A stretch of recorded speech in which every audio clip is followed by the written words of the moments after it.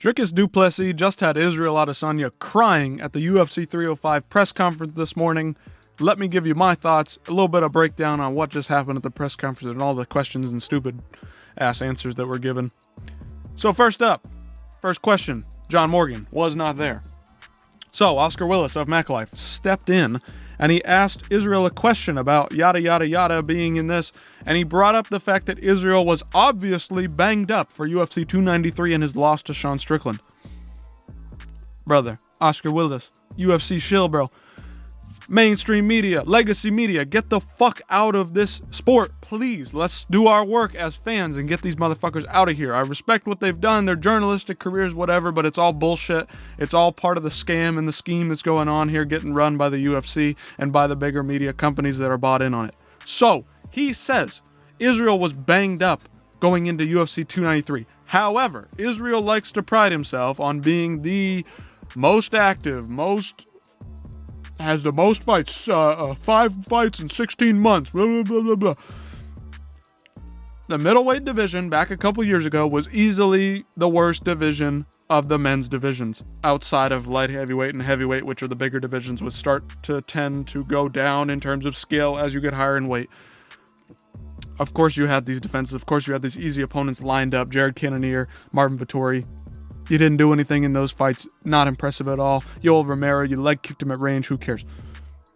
That aside, this narrative that Oscar and the UFC or whoever's involved, Israel's involved with this, are trying to push this narrative. They're trying to push these narratives. We know Oscar has a decent relationship with Izzy, and Izzy likes Oscar. They just did an interview. This is where the Sean Strickland clip got brought up, where Sean Strickland is officially going to be the next contender for the belt following UFC 293. That fight will probably happen early next year, if anybody has to guess. And Israel's immediate reaction to that was, Sean Strickland, okay, that's cool. The body language and his demeanor there completely shifted from confident, cool Israel Adesanya to then scared bitch. We saw this in real time. Let's back it up to UFC 293. What happened in that fight, you must ask yourself. Did Israel have an off night? Was he banged up? I believe this whole narrative is being spun for the reason why he lost, and I think it's a complete hoax. Sean Strickland had the perfect style. He does have the perfect style to combat Israel Adesanya. He comes forward no matter what.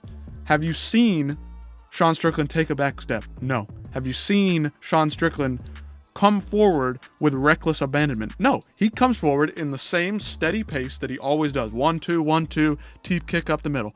This was his way and his perfect game plan set out by Eric Nixick. Whether it was Eric Nixick's game plan, training, whatever, Sean Strickland's style completely negates everything that Israel does. Trying to stay on the back foot, stay out of way, counter, use this long, rangy kickboxing style that has great technique. Yes, Israel is a great fighter in his own respect.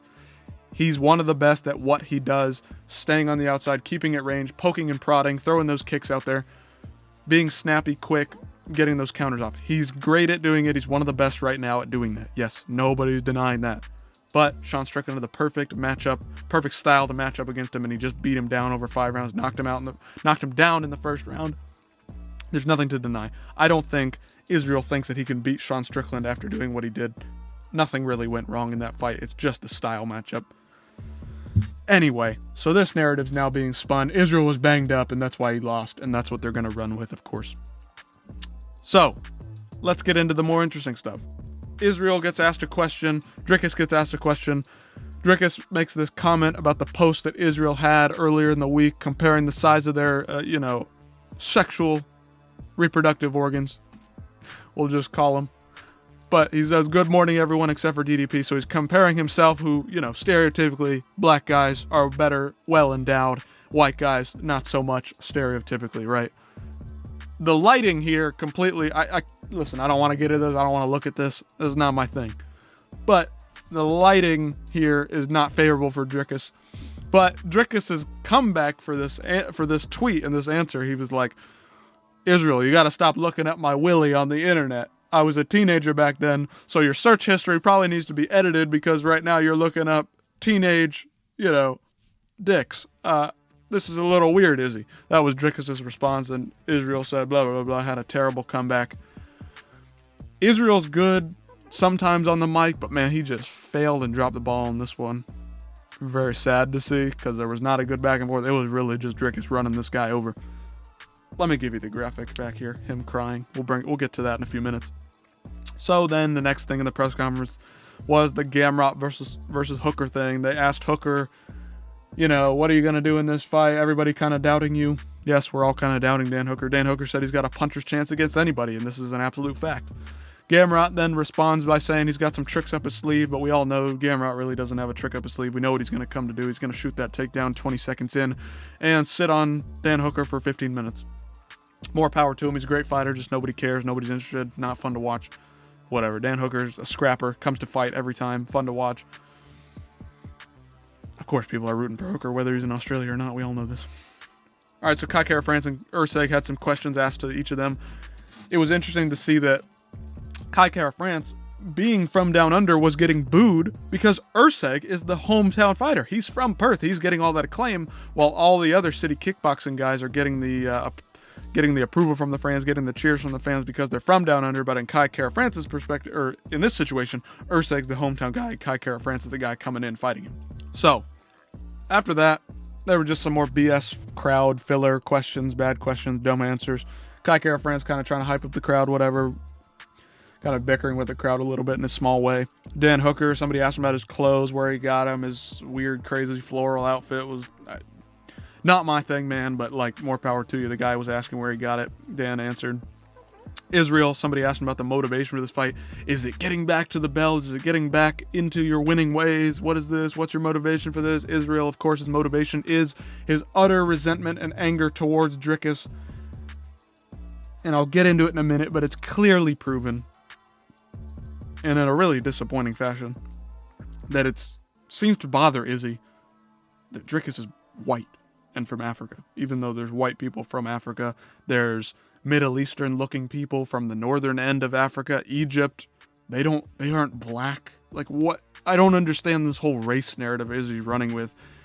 This crying victim. Listen, you're downplaying what other real struggling Africans have gone through, like Abdul Razak Al Hassan. His story is really inspiring, really tragic, what happened to him and what he did to overcome it.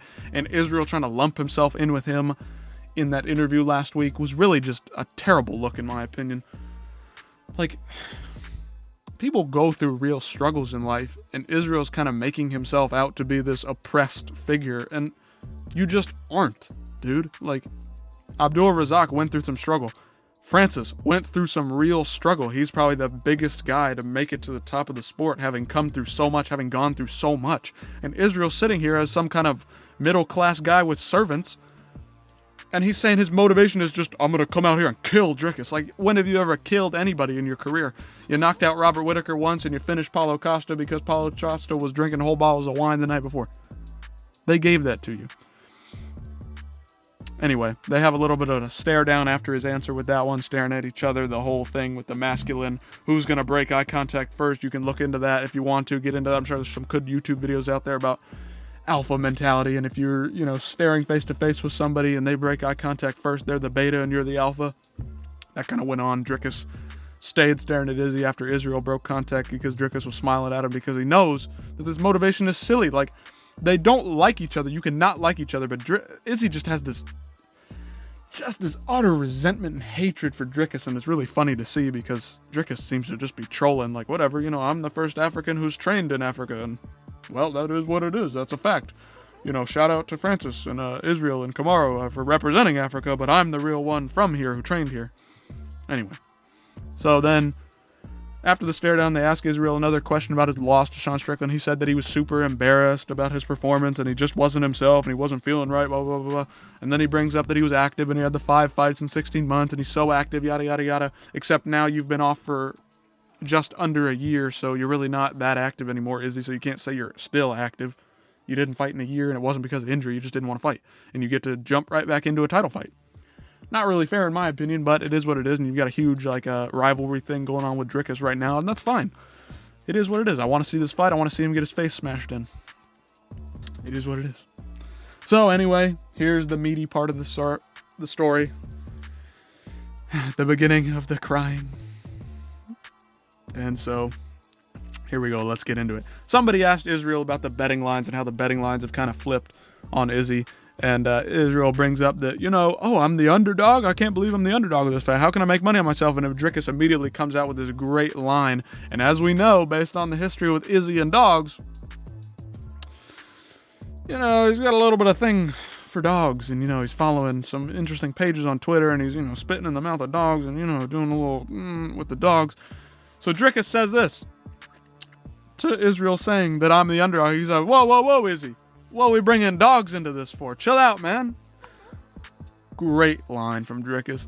Really just gives him a little jab right in the stomach. Nothing too crazy, nothing too, he's not rambling on. And so Izzy then gets into a ramble. Starts worrying about the response because he wants to cover it up. And it is embarrassing, but just, keep that personal stuff, that sexual personal stuff in your personal life, and we won't care. You do what you want in your bedroom. I'll do what I want in my bedroom. Keep it like that, Izzy, and we won't say anything. But, maybe don't go following pages like that out in public. Just a little piece of advice. So Israel comes back with a line. Terrible, weak, looks sad. Just brush it off and move on, buddy. That's my advice next time. So then a guy comes up. A guy who, probably has an interesting story. Came from Africa. His parents probably moved to Australia from Africa to give their kids a better, life.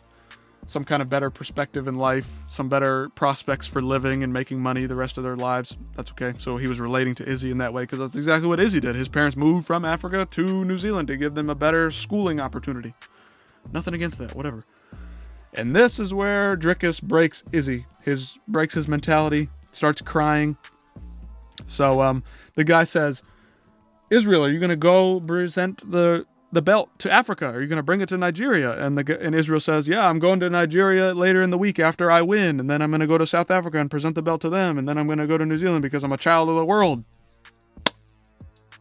Nothing wrong with that answer, but the goat troll himself, Dricus du Plessis, comes in with the line about the servants that Israel had when he was younger. This is all confirmed information. Go look it up for yourselves. Go watch a video on MMA Guru if you want a more comedic take on it. But Israel, in interviews in the past when he was on the come up in the UFC, blatantly said that he had servants when he was younger. So Dricus takes a little jab at him. Are you going to bring those servants with you back to Africa? I thought it was a great line. It's funny, just a little one-liner. But Israel just flies off the handle here, gets pissed the fuck off, and it's fucking insane the level that he has taken this so personally. Like, it's a fight. Dricus is trying to draw something out of you. And DC, I saw, just did a video on this, but they've had a face-off and press conferences, and in multiple of the press conferences, Israel has either broken down in tears or getting pissed off, slamming the table as he did today again. Like, the dude's just flying off the handle. He's just losing it. And Dricus is just sitting back laughing like, I'm just pulling the right strings and poking the right buttons with this guy. So Israel starts flying off the handle, talking about how his dad and his family are really struggling. You don't know my family. You don't know. Well, Israel, you aired all this stuff out to dry years ago in interviews, and there's nothing wrong with it. Dude, it's funny that you didn't bathe until you were 8 years old, but that's just how you lived your life. You were a kid at the time. There's nothing wrong with that. You don't have to be ashamed or embarrassed of that. It's a little bit funny in hindsight, yes, that he didn't learn how to take a bath until he was 8. But that's how he grew up. That's how he lived his life. He didn't know anything else. People that grow up rich don't understand what people in poverty go through. That's just a fact. Like, there's nobody denying that. And you don't have to then pretend and lump yourself into Abdul Razak and Francis's situations where they really had hard upbringings they had to struggle in. Israel didn't have to struggle. Okay, so he's flying off the handle saying that he had to wake up at 4 a.m. and go wash the bank floors with his dad. His dad was a banker. Like, I don't know if his dad owned the bank or what the situation was, but they were cleaning the floors at 4 a.m. Listen, is it possible that Israel and his dad had to walk a long way to get there to the banks at 4 a.m.? Yes. I just don't believe that. I think they lived in the city, and they had to clean the floors of the banks, and then his dad probably worked in the bank while Israel's a teenager. Like, whatever. That's just how you made money. That's how you provided for your family. Listen, that is not the same struggle as Abdul Razak Al Hassan, who could barely get one meal a day for years and years and years and didn't have a great relationship with his father because his father was off in a different country making money. Like,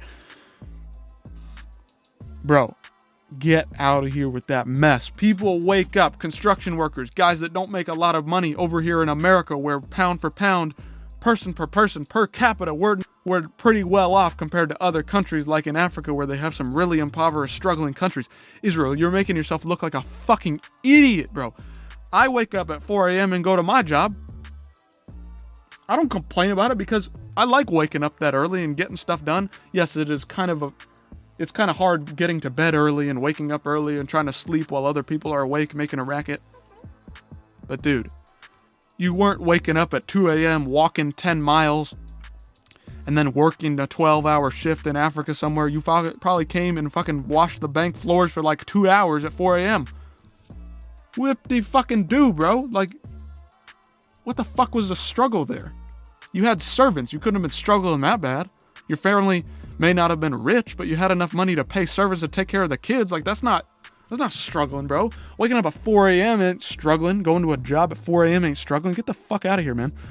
Stuff pisses me off because it makes these other stories that are really, really disparaging look awful. And you just lump yourself into these people that are really struggling. And that's just pathetic behavior and just absolutely, dare I say, evil behavior to lump yourself in with guys that have really struggled. Israel Adesanya's a fucking cuck, man. What more can I say about this guy? Anyway, he gets into this, starts crying, and then he kind of diverts it into this, I fight for my family, which is all good, man. Listen, I've cried when I'm angry before. Is it the masculine thing to do? No. But then the media is going to take him crying, and I know they're going to spin it because it's the media, and it's this, like, just sad, sappy media, just awful. Look at this is real masculinity, crying and showing your emotions. You are a man. You're supposed to go to work and provide for the family and put on a strong face. That is what being a man is. Can you talk about your feelings with your significant other? Absolutely. Can you cry behind closed doors? Nobody's saying there's anything wrong with crying and getting upset as a man and getting frustrated. I've cried out of anger. I assume he was just crying out of anger because he just had this such utter resentment for Dricus, and it's really getting in the way of the fight. And I think something's going to happen where he just makes a mistake, or he just, I don't know. Maybe he'll keep it calm, cold, composed. I don't know. But man, he just starts crying, flying off the handle here. To wrap it up, Ty says he's going to put on a show as usual. I hope Ty gets a show, put on a show, gets the shoey done. I think it'll be fun. I can't wait for that. It's going to knock out Jorginho. Let's get it done. But then Israel, the last question was asked, and he says, I'm going to kill Dricus. I'm going to kill his dreams. Well, you didn't kill Jared Cannonier when you walked out with the urn, so whatever. They had their face-off. Very kind of stern rivalry look, and then Israel starts yelling at him right in his face, whatever. Nothing got too crazy, but just to go back to it, Dricus du Plessis absolutely broke Israel Adesanya at the UFC 305 press conference. Starts just absolutely sobbing up there on the table. Slams it down, slams his fist down on the table. I think this dude's compromised. Dricus has broken this man. Stay tuned. Look forward to Saturday night. 1 or 2 more sleeps. Can't wait.